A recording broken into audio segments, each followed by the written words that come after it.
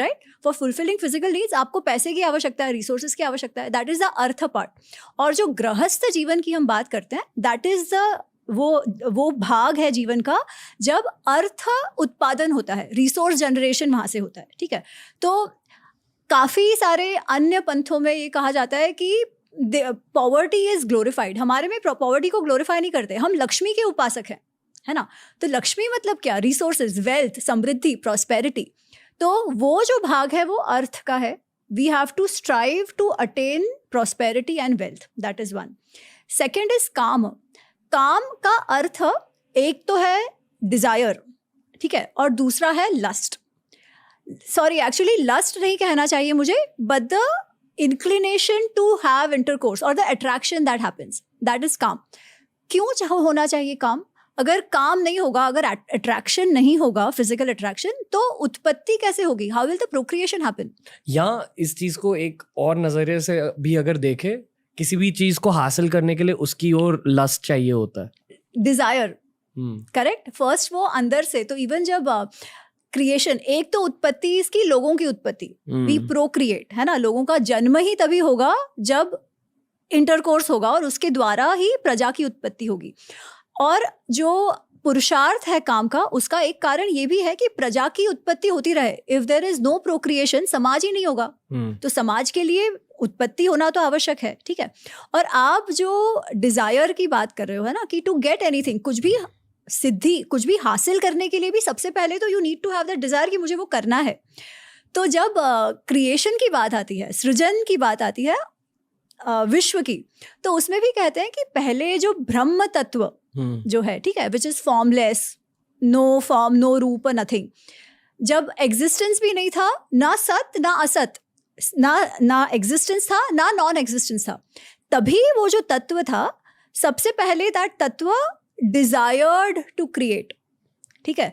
तो वो जब डिजायर हुआ क्रिएट करने का, तभी जाके वो मल्टीप्लाई हुआ, और वो मल्टीप्लिकेशन के कारण सृजन हुआ. तो वो काम एस्पेक्ट उसमें भी हम देखते हैं जो वेदों में आते हैं. यानी कि बेसिकली भगवान के मन के अंदर भी शायद काम की एब्सोल्युटली भावना थी.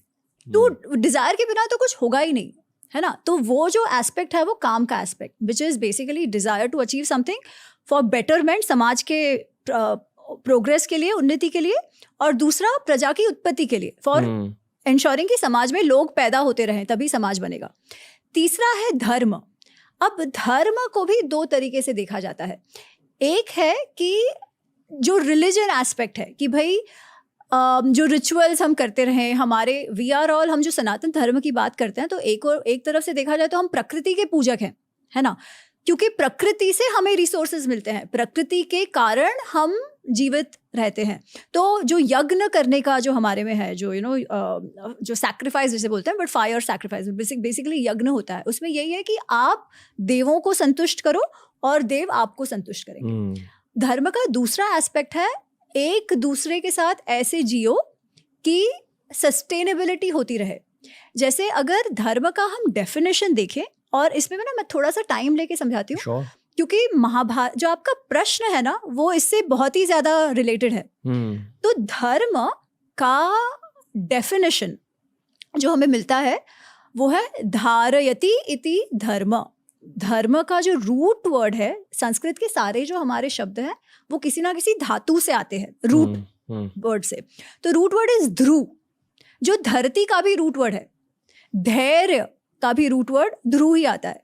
ध्रुव धारणे, धारणे मतलब to uphold, to sustain something, जिसके कारण वो धारण होता रहे, चलता रहे. ठीक है. हम जो धारणा की योग में बात करते हैं, दैट इज व्हाट वी से, hold that one thought in your mind and focus on that.